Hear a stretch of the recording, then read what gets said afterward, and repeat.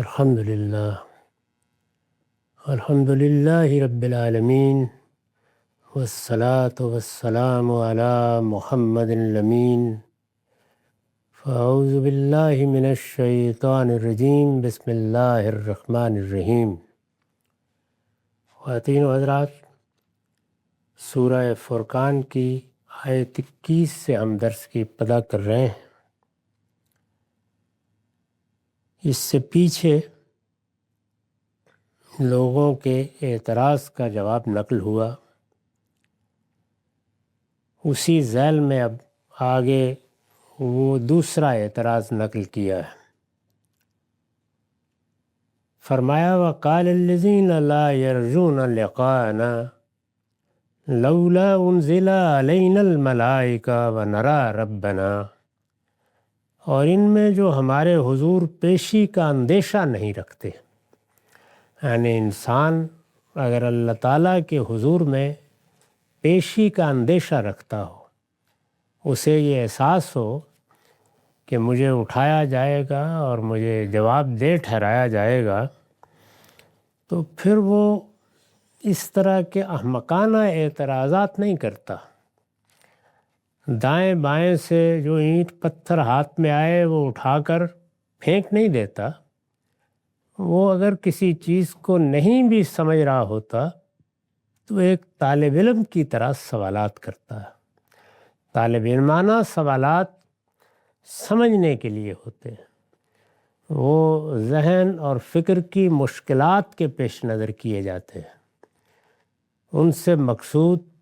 نہ تحقیر ہوتی ہے، نہ تضحیک ہوتی ہے، نہ گریز اور فرار کے راستے تلاش کرنا ہوتا ہے۔ وہاں ایک طالب علمانہ نوعیت کا رویہ وجود میں آتا ہے، اگرچہ آدمی کسی چیز کو نہیں مان رہا ہوتا، اس لیے کہ ابھی بات اس کی سمجھ میں نہیں آئی یا اس کے ہاں کچھ اشکالات ہیں۔ وہ یہ دیکھتا ہے کہ اگر کوئی نئی بات سامنے آئی ہے یا میرے تصورات کے خلاف کوئی بات کہی گئی ہے، تو کہنے والا اگر مخلصانہ طور پر خیرخواہی کے جذبے سے بات کر رہا ہے تو مجھے اس کے قریب ہو کر اس کو سمجھنا چاہیے۔ یہ ایک رویہ ہے، اور متکبرانہ طریقے سے کسی بات کو رد کرنا، بات کہنے والے کو تحقیر اور تضحیک کا ہدف بنا لینا، یہ ایک بالکل دوسرا رویہ ہے۔ تو یہاں وہ پیش آ گیا ہے، اور یہ رویہ انہی لوگوں سے متوقع ہو سکتا ہے جو اللہ تعالیٰ کی بارگاہ میں پیشی کا اندیشہ نہیں رکھتے۔ اس دنیا کی زندگی نے ان کو اپنے ساتھ اس طرح وابستہ کر لیا ہوتا ہے کہ وہ اسی کے مفادات کو سامنے رکھ کر سوچتے ہیں، اور ان میں جو ہمارے حضور پیشی کا اندیشہ نہیں رکھتے۔ میں نے لکھا ہے، اس لیے فرمایا ہے کہ آگے جو بات نقل ہوئی ہے وہ ایسے سرپھرے اور مغرور لوگ ہی کہہ سکتے ہیں جو آخرت سے بالکل نچنت اور بے خوف ہو گئے ہو۔ یعنی اگر آدمی کے دل میں یہ خیال ہو کہ یہی دنیا ہے، یہاں اپنا تفوق قائم کر کے رہنا چاہیے، کسی کا کیا اجارہ ہے کہ وہ ہمارے نقطہ نظر کو غلط قرار دے یا اس پر نقد کرے یا اس سے مختلف کوئی بات کہے۔ ہم اور ہمارے جتھے موجود ہوں اور کوئی آدمی اس سے مختلف کسی راہ پر لوگوں کو لے جائے، یہ کیسے قبول کیا جا سکتا ہے؟ تو اس طرح کے لوگ آخرت سے نچنت اور بے خوف ہی ہو سکتے ہیں۔ چنانچہ الذین کفروا کے بجائے ان کا ذکر ایک ایسی صفت سے کیا ہے جو ان کے جہل و غرور کو پوری طرح بے نقاب کر دے۔ یعنی یہ جہالت پر اترے ہوئے لوگ ہیں، یہ غرور میں مبتلا ہیں، انہوں نے اپنے آپ کو تکبر کے حوالے کر دیا ہے۔ ان کے اندر کسی صحیح بات کو سننے کے لیے جو ضروری تقاضے تھے وہ پورا کرنے کا حوصلہ ہی نہیں رہا، اور ان میں جو ہمارے حضور پیشی کا اندیشہ نہیں رکھتے، وہ کہتے ہیں لولا انزل علینا الملائکہ، کہ تمہاری جگہ ہم پر فرشتے کیوں نہیں اتارے گئے۔ یعنی جس طرح پہلے ایک اعتراض تھا کہ تم بازار میں سودا سلف لے کے خود جاتے، ہماری طرح کھانے پینے کے محتاج ہو اور کہتے ہو مجھے پیغمبر بنا دیا گیا ہے۔ اور اگر اللہ کو ہمارے ساتھ بات کرنا تھی،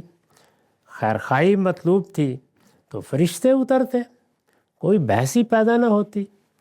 اللہ کے فرشتے آسمان سے ہمارے سامنے آ جاتے، پھر جو کہنا تھا کہہ دیتے، مان لیتے ہم۔ وہ کہتے ہیں کہ تمہاری جگہ ہم پر فرشتے کیوں نہیں اتارے گئے، یا ایسا کیوں نہیں ہوا کہ ہم براہ راست اپنے پروردگار ہی کو دیکھتے۔ یہ فرشتے اتارے جائیں، خدا بے حجاب ہو جائے، یہی وہ چیز ہے جس کو مختلف زمانوں میں مختلف اسالیب میں مطالبے کے طور پر الحاد، بے دینی، کفر انبیاء کے سامنے رکھتا رہا ہے۔ یعنی اللہ کی اسکیم چونکہ یہی ہے کہ معاملہ حجاب میں رہنا ہے اور انسان کو علم و عقل کی روشنی میں فیصلہ کرنا ہے، یہی امتحان ہے۔ تو لوگ یہ مطالبہ کرتے ہیں کہ 2 اور 2 4 کی طرح کی کوئی دلیل ہونی چاہیے، آنکھوں سے دکھا دینا چاہیے، کوئی ایسی نشانی سامنے آنی چاہیے۔ تو دنیا میں چونکہ اللہ تعالیٰ کا قانون اس طریقے سے چل رہا ہے کہ اس میں معجزات پر بھی پردہ پڑا ہوا ہے، ورنہ انسان دیکھے تو اللہ تعالیٰ کی مخلوقات میں جمادات ہوں، نباتات ہوں، حیوانات ہوں، خود انسان ہو، وہ سب معجزہ ہی معجزہ ہے۔ یعنی کسی ایک چیز کا جائزہ لے کر دیکھیے، انسان کی عقل دنگ رہ جاتی ہے۔ کائنات کی ایک ایک چیز، اس میں قوت کا ظہور، وہ انسان کو متحیر کر دیتا ہے، لیکن پردہ ڈال دیا گیا ہے۔ پردہ کیا ہے؟ یعنی ایک قاعدے کے مطابق، ایک علت و معلول کا قانون ہے، اس کے لحاظ سے ایسے جیسے خودکار دنیا چل رہی ہے، یہ سارے معجزات صادر ہوتے چلے جاتے ہیں۔ تو یہ حجاب کا پردہ ہے جو ڈال دیا گیا ہے، اور انسان اس میں وہی باتیں کرتا ہے کہ پھر ایسے کیوں نہیں کر دیا، اور ایسے کیوں نہیں کر دیا، اور ہمارے لیے یہ بات یوں واضح کیوں نہیں کر دی۔ تو یہاں بھی دیکھیے وہی کہہ رہے ہیں، وہ کہتے ہیں کہ تمہاری جگہ ہم پر فرشتے کیوں نہیں اتارے گئے، ایسا کیوں نہیں ہوا کہ ہم براہ راست اپنے پروردگار ہی کو دیکھتے۔ یعنی فرشتے اترتے یا آسمان میں ایک دن خود ذات باری کی جھلک نظر آ جاتی، یعنی وہ ایک مرتبہ کہہ دیتے کہ اب تم میری فلاں بات مانو اور اس طریقے سے رہو۔ میں نے لکھا ہے خدا کو بے حجاب دیکھنے کا یہ مطالبہ بھی نہایت مغرورانہ ہے، یعنی اس میں بھی اگر غور کریں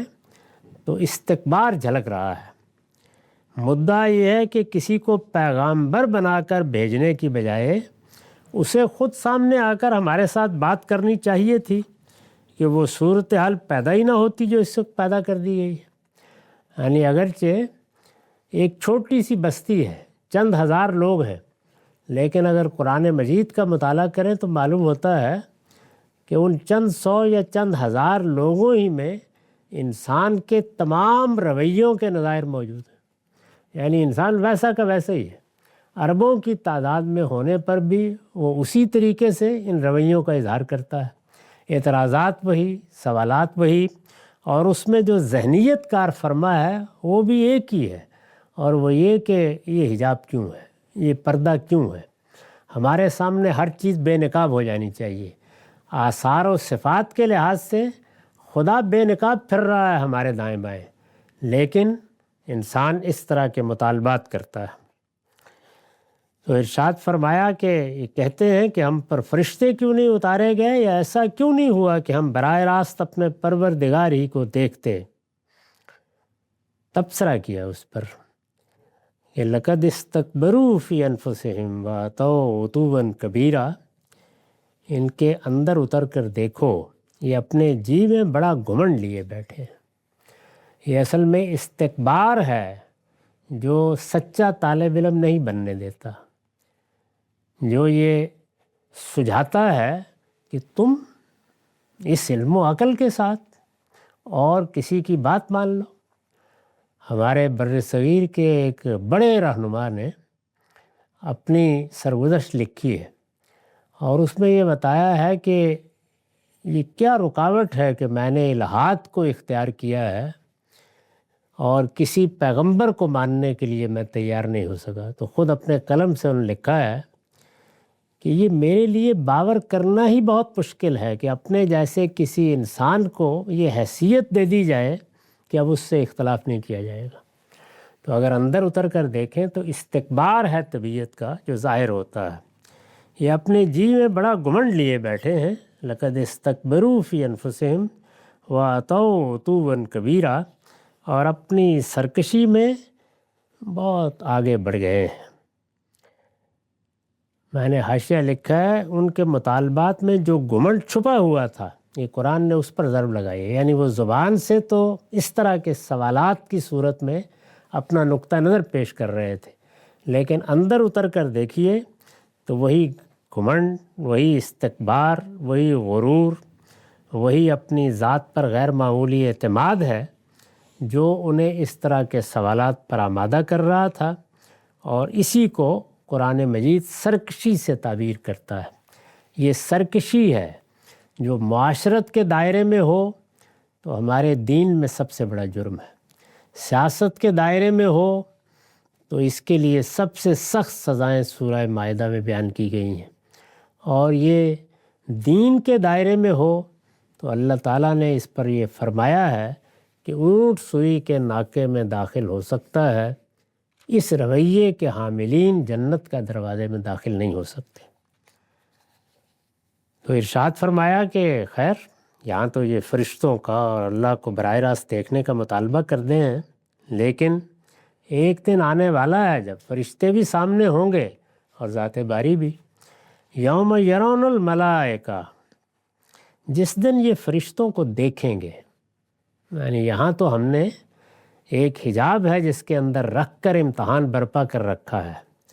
لیکن جس دن یہ فرشتوں کو دیکھیں گے، لا بشرا یومئذ للمجرمین، اس دن ان مجرموں کے لیے کوئی خوشخبری نہ ہوگی۔ یعنی وہ دن ان کے لیے کسی اچھی خبر کا دن نہیں ہوگا، پھر اس میں پے در پے ملامت ہوگی، لعنت ہوگی، مذمت ہوگی، اور آگے انجام نظر آ رہا ہوگا۔ لا بشرا یومئذ للمجرمین، جس دن یہ فرشتوں کو دیکھیں گے اس دن ان مجرموں کے لیے کوئی خوشخبری نہ ہوگی۔ وَيَقُولُونَ حِجْرًا مَحْجُورًا، یعنی اس وقت فرشتوں کو دیکھنے کا مطالبہ کر رہے ہیں، یہ ان کو اس دن دیکھ کر چیخ اٹھیں گے کہ پناہ پناہ، یہ ہوگا۔ یعنی جس چیز کا آپ مطالبہ کر رہے ہیں وہ جب سامنے آئے گی تو اندازہ ہو جائے گا کہ وہ فرشتے جن سے ہم ہدایت پانے کی تمنا کرتے تھے اب وہ صرف عذاب کی وعید سنا رہے ہیں، کوئی خوشخبری نہیں دے رہے ہمیں۔ اس میں جو الفاظ استعمال ہوئے ہیں ہجرم مہجورہ، اس پر میں نے لکھا ہے اصل میں ہجرم مہجورہ کے الفاظ استعمال ہوئے ہیں۔ عربی زبان میں ہجرن استعاذہ کے لیے بھی آتا ہے، جیسے ہم کہتے ہیں معاذ اللہ، استغفر اللہ، اس طرح کے کلمات بولتے ہیں تو یہ گویا استعاذے کے مفہوم میں ہوتے ہیں، یعنی آدمی اللہ کی پناہ مانگتا ہے تو کہتا ہے معاذ اللہ۔ اس صورت میں یہ فعل محذوف سے منصوب ہوتا ہے، اور اس کے ساتھ مہجوراً بالکل اسی طرح آ جاتا ہے جیسے لفظ ذیل کے ساتھ زائل اور موت کے ساتھ مائت، یعنی بعض چیزیں بالکل محاورہ سا بن جاتی ہیں، تو ایسے ہی یہ ہجرن کے ساتھ مہجورہ بھی آ جاتا ہے۔ وَقَدِمْنَا إِلَىٰ مَا عَمِلُوا مِنْ عَمَلٍ، یہ ان کو دیکھ کر چیخ اٹھیں گے کہ پناہ پناہ، اور انہوں نے جو عمل بھی کیے ہوں گے ہم ان کی طرف بڑھیں گے۔ یعنی اب ظاہر ہے کہ اس وقت ایک ہی چیز ہے جس کی طرف انسان کی نگاہ پڑے گی کہ اچھا حقیقت تو سامنے آ گئی، ہم نے جس کو جھٹلایا تھا وہ تو سب کچھ اسی طرح حقیقت بن گیا ہے۔ تو آدمی اپنے بچاؤ کی جو ایک نفسیات رکھتا ہے اس کے لحاظ سے فوراً جس چیز کی طرف متوجہ ہوگا وہ یہ کہ نیکیاں تو میں نے بھی کچھ کی ہوئی ہیں، اچھے عمل بھی کیے ہوئے ہیں، تو کیا بعید ہے کہ میری وہ نیکیاں، وہ اچھے اعمال جو انسان فطری طور پر کرتا ہے، اس لیے کہ انسان کے اندر جو ایک حادثہ اخلاقی ہے وہ تو ہر جگہ موجود ہے، رہنمائی کرتا ہے، تو بہت سے نیکی کے کام ملحدین بھی کرتے ہیں، خدا سے سرکشی اختیار کرنے والے بھی کرتے ہیں، تو اس میں پھر ایک حوصلے کی چیز بنے گی حقیقت کو دیکھ کر کہ شاید آج ان کی کوئی قدر و قیمت یہاں ہو جائے، اس کو بیان کیا ہے۔ وَقَدِمْنَا إِلَىٰ مَا عَمِلُوا، اور انہوں نے جو عمل بھی کیے ہوں گے ہم ان کی طرف بڑھیں گے۔ فَجَعَلْنَاهُ حَبًّا مَنْثُورًا، اور انہیں لے کر اڑتی ہوئی خاک بنا دیں گے، یعنی بے معنی کر دیں گے۔ کوئی چیز بھی وہاں پہ اپنا وزن نہیں رکھے گی، سارے تصورات بالکل ختم ہو جائیں گے، اور ہمارے ساتھ سرکشی اختیار کر کے جو نیکی اور خیر کے کام بھی کیے ہیں وہ بھی خاک بنا کر اڑا دیے جائیں گے، کوئی حقیقت نہیں ہوگی۔ یہ ان کو دیکھ کر چیخ اٹھیں گے کہ پناہ پناہ، اور انہوں نے جو عمل بھی کیے ہوں گے ہم ان کی طرف بڑھیں گے اور انہیں لے کر اڑتی ہوئی خاک بنا دیں گے۔ اصحاب الجنت یومئذ خیر مستقرا واحسن مقیلا، اس کے مقابل میں جن لوگوں کو تحقیر کا نشانہ بنایا گیا، جن کی تضحیک کی گئی، جن کو اس طرح کے سوالوں کا ہدف بنا کے ان کی بات نہیں سنی گئی، وہ اس دن جنت کے لوگ ہوں گے، اور اس دن جنت کے لوگ بہترین ٹھکانے اور نہایت اچھی آرام گاہ میں ہوں گے۔ واحسن و مقیلا، اس میں جو لفظ مقیل استعمال ہوا ہے اس کی وضاحت میں نے لکھا ہے کہ اصل میں لفظ مقیل استعمال ہوا ہے، اس کے معنی کیلولے کی جگہ کے ہیں۔ دوپہر کے وقت آدمی جب تھوڑا سا آرام کرتا ہے تو اس کو کیلولہ کرنا کہتے ہیں، عربی زبانی سے یہ لفظ آیا ہے۔ اس کے معنی کیلولے کی جگہ کے ہیں، لیکن اپنے عام استعمال میں یہ اس سے مجرد ہو کر محض آرام گاہ کے معنی میں بھی آ جاتا ہے، یعنی الفاظ اسی طرح سے اپنے اصل وضع کے مقام سے اوپر اٹھتے چلے جاتے ہیں اور پھر ان کا استعمال بھی عام ہوتا چلا جاتا ہے۔ تو اس کے ساتھ بھی ایسا ہی ہوا ہے۔ یہی معاملہ افل کا ہے۔ یہ احسن کا لفظ جو استعمال کیا ہے یہ بھی آیت میں دونوں جگہ تقابل کے مفہوم سے مجرد ہو کر آ گیا ہے، یعنی احسن کا مطلب تو یہ ہے کہ سب سے زیادہ اچھا، لیکن یہ سب سے زیادہ کسی مقابلے کے لیے نہیں آتا بلکہ مجرد کسی چیز کے بہترین ہونے کو واضح کرتا ہے۔ اس دن جنت کے لوگ بہترین ٹھکانے اور نہایت اچھی آرام گاہ میں ہوں گے۔ وَيَوْمَ تَشَقَّقُ السَّمَاءُ بِالْغَمَامِ وَنُزِّلَ الْمَلَائِكَةُ تَنزِيلًا، اب یہ بتایا ہے کہ وہ دن جس کی خبر دی جا رہی ہے، جس کے احوال سنائے جا رہے ہیں، جس میں ان کے اعمال کے نتائج ان کو بتائے جا رہے ہیں، وہ دن کس طرح سے آئے گا؟ جس دن آسمان ایک بدلی کے اوپر سے پھٹ جائے گا، یعنی یہ قیامت کی جو ابتدا ہے اس میں جو منظر بدلے گا اور چشم زدن میں جو صورتحال پیدا ہونی شروع ہوگی اس کو قرآن مجید نے کئی جگہ بیان کیا ہے، یعنی اس کی تصویر کشی کی ہے کہ ایک سور پھونکا جائے گا اور اس کے بعد ایک عمل شروع ہوگا، اور پھر تم دیکھو گے، یعنی جب تک لوگ اس ہولناک صورتحال سے بالکل ہوش حواس میں کھو بیٹھیں گے اور کچھ دیر کے لیے کچھ مناظر ان کی آنکھوں کے سامنے سے گزریں گے، ان میں کئی تصویریں ہیں جو قرآن مجید نے بیان کر دی ہیں۔ تو ان میں ایک تصویر یہ بھی ہے، جس دن آسمان ایک بدلی کے اوپر سے پھٹ جائے گا، یعنی ایسے لگے گا کہ جیسے ایک تھوڑا سا بادل کا ٹکڑا ہے اور وہ پھٹ گیا ہے، وہ نمودار ہوگی، اور فرشتوں کے پرے اس کے اندر سے اتار دیے جائیں گے، یعنی اس طرح کا منظر ہوگا۔ وَيَوْمَ تَشَقَّقُ السَّمَاءُ بِالْغَمَامِ وَنُزِّلَ الْمَلَائِكَةُ تَنزِيلًا، جس دن آسمان ایک بدلی کے اوپر سے پھٹ جائے گا، وہ نمودار ہوگی اور فرشتوں کے پرے اس کے اندر سے اتار دیے جائیں گے۔ الملک یومئذ الحق للرحمن، اس دن حقیقی بادشاہی صرف خدائے رحمان کی۔ میں نے لکھا ہے یعنی تمام پردے اٹھ جائیں گے، اور جو لوگ یہاں اپنی بادشاہی کے ظلم میں ہیں ان پر بھی واضح ہو جائے گا کہ کائنات کا حقیقی بادشاہ اللہ ہی ہے۔ یعنی یہاں جو بادشاہیاں اس عارضی دنیا میں اللہ تعالیٰ چھوٹے ملکوں کو دیتا ہے، بڑی قوموں کو دیتا ہے، دنیا کی بڑی قوتوں کو دیتا ہے، تو جو لوگ ان بادشاہیوں کے تخت پر براجمان ہوتے ہیں، ان کی ہم گفتگویں سنتے ہیں، ان کے جاہ و جلال کو دیکھتے ہیں، وہ جس طرح کے مظالم کا ارتکاب کرتے ہیں، جس طرح انسانیت کی تذلیل کرنے پر اتر آتے ہیں، اس کے نظارے تاریخ میں بھی دیکھے جا سکتے ہیں، اس وقت کی دنیا میں بھی دیکھے جا سکتے ہیں۔ تو فرمایا کہ یہ سب بادشاہی، یہ جاہ و جلال، یہ خدم حشم، یہ ہوا ہو جائیں گے۔ جس طرح لوگوں کے اعمال وہاں اپنی بنیاد سے محروم ہوں گے تو خاک بنا کر اڑا دیے جائیں گے،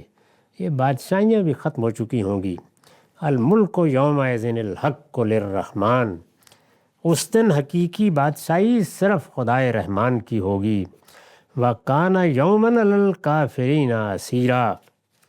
وہ دن منکروں کے لیے بڑا سخت دن ہوگا۔ یعنی اس دن شروع یہاں سے کیا تھا نا کہ ظالموں تمہارے لیے کوئی خوشخبری نہیں ہوگی، تو آہستہ آہستہ بات اس جگہ پر پہنچ گئی کہ فرمایا وہ دن منکروں کے لیے بڑا سخت ہوگا۔ وَيَوْمَ يَعُضُّ الظَّالِمُ عَلَى يَدَيْهِ يَقُولُ يَا لَيْتَنِي اتَّخَذْتُ مَعَ الرَّسُولِ سَبِيلًا، جس دن ظالم اپنے ہاتھ حسرت سے کاٹے گا۔ یہ وہی ظلم ہے جس کا ذکر پیچھے ہوا، یعنی انسان جب شرک، کفر اور بدعت اختیار کرتا ہے تو وہ اپنی جان پر ظلم ڈھاتا ہے۔ عربی زبان میں عرض کر چکا کہ ظلم کا لفظ دوسروں پر زیادتی کرنے کے لیے بھی آتا ہے، لیکن ظالم لنفسہ ہی کے معنی میں بھی آتا ہے۔ چنانچہ میں نے وضاحت کر دیا، لفظ ظالم یہاں ظالم لنفسہ ہی کے معنی ہے، یعنی اپنی جان پر ظلم ڈھانے والا۔ جس دن ظالم اپنے ہاتھ حسرت سے کاٹے گا اور کہے گا کہ کاش میں نے رسول کے ساتھ راہ حق اختیار کی ہوتی، یعنی اس دن وہ حسرت سے کہے گا کہ اللہ کا پیغمبر تو آیا تھا، اللہ کے رسول اپنی دعوت پیش کرتے رہے تھے، میرے پاس اس وقت انتخاب تھا کہ میں چاہتا تو اپنی انا اور اپنے استکبار کو ایک طرف رکھ کے، اپنے تعصبات کو ترک کر کے رسول کی رفاقت اختیار کر لیتا، اس کی راہ اختیار کر لیتا۔ کاش میں نے رسول کے ساتھ راہ حق اختیار کی ہوتی۔ یا ویلتا لیتنی لم اتخذ فلانا خلیلا، ہائے میری بدبختی، کاش میں نے فلاں شخص کو اپنا رفیق نہ بنایا ہوتا۔ یعنی اس دنیا میں تو انسان چھوٹے پیمانے پر بھی اور بڑی سطح پر بھی رفاقتوں ہی میں زندگی بسر کرتا ہے، اور یہ رفاقتیں لیڈروں کی بھی ہوتی ہیں، رہنماؤں کی بھی ہوتی ہیں، مذہبی پیشواؤں کی بھی ہوتی ہیں، یہ دوست احباب کی بھی، اور یہ ساری رفاقتیں ہی ہیں جو در حقیقت ہمیں یہ بتاتی ہیں کہ انسان نے کس کا انتخاب کیا ہے۔ یہ حسرت کے ساتھ کہے گا کہ کاش میں نے رسول کی راہ اختیار کی ہوتی، اور کاش میں نے فلاں کو اپنا رفیق نہ بنایا ہوتا۔ یا ویلتا لیتنی لم اتخذ فلانا خلیلا لقد اضلنی عن الذکر، یہ وہی کمبخت تھا، اسی نے مجھے خدا کی یاد دہانی سے برگشتہ کر کے گمراہ کر دیا تھا۔ یعنی یہ فلسفے اسی نے بتائے تھے، اس راہ پر وہی چلا رہا تھا۔ ظاہر ہے کہ دنیا میں لوگوں کی ایک بہت بڑی تعداد ہے کہ جو اسی طرح گمراہ کرنے والوں کی ترغیبات سے متاثر ہو کر غلط راہ اختیار کر لیتی ہے، تو اس وقت انسان خیال کرے گا کہ میں نے ایک طرف رسول تھے اور ایک طرف یہ فلسفی، یہ حکماء، یہ رہنما، یہ لیڈر جن کے عشق میں مبتلا ہوا، انہوں نے مجھے برگشتہ کر کے گمراہ کر دیا۔ حاشیہ ہے، اصل الفاظ ہے اضلنی عن الذکر، ان میں ان اس بات کا قرینہ ہے کہ فعل اضلہ یہاں صرفہ کے مفہوم پر بھی متضمن ہے، یعنی اس نے مجھے گمراہ کر کے خدا کی یاد دہانی سے برگشتہ کر دیا۔ یہ پوری بات ایک ہی فعل کے اندر مضمر ہو گئی ہے قرآن کے خاص اسلوب میں، اسی نے مجھے خدا کی یاد دہانی سے برگشتہ کر کے گمراہ کر دیا تھا۔ لقد اضلنی عن الذکر بعد اذ جاءنی، یعنی ایسا نہیں کہ اللہ کی وہ یاد دہانی کہیں دور پڑی ہوئی تھی، نہیں، وہ مجھ تک پہنچ گئی تھی۔ یعنی اعتراف کرے گا اس کے بعد کہ وہ میرے پاس آ چکی تھی۔ وَكَانَ الشَّيْطَانُ لِلْإِنسَانِ خُذُولًا، ارشاد ہوگا شیطان انسان کے ساتھ بڑا ہی بے وفائی کرنے والا ہے۔ یعنی دنیا میں تو انسان خیال کرتا ہے کہ یہی میرا سچا رفیق ہے۔ ظاہر ہے کہ شیطان ایسا نہیں ہے کہ سامنے آ جاتا ہے اور اپنی اصل شخصیت نمایاں کرتا ہے، وہ وسوسے ڈالتا ہے، اس کی ذریت کے کام کرتی ہے، وہ جنوں میں بھی انسانوں میں بھی۔ تو یہاں پر یہ جتنے دوست اور جتنے رفیق اور جتنے رہنما ہیں، وہ جن جن طریقوں سے انسان کو اپنے ساتھ وابستہ رکھنے کی صحیح کرتے ہیں، وہاں سب کا راز کھل جائے گا۔ اس پر تبصرہ کیا، ارشاد ہوگا شیطان انسان کے ساتھ بڑا ہی بے وفائی کرنے والا ہے۔ ادھر یہ حسرت ہوگی، یہ صورتحال پیش آئے گی، یہ اپنے ہاتھ حسرت سے کاٹ رہے ہوں گے، یہ کہہ رہے ہوں گے کہ کاش ہم نے رسول کی راہ اختیار کی ہوتی۔ اور فرمایا اسی وقت وَقَالَ الرَّسُولُ يَا رَبِّ إِنَّ قَوْمِ اتَّخَذُوا هَٰذَا الْقُرْآنَ مَهْجُورًا، اور رسول کہے گا کہ پروردگار،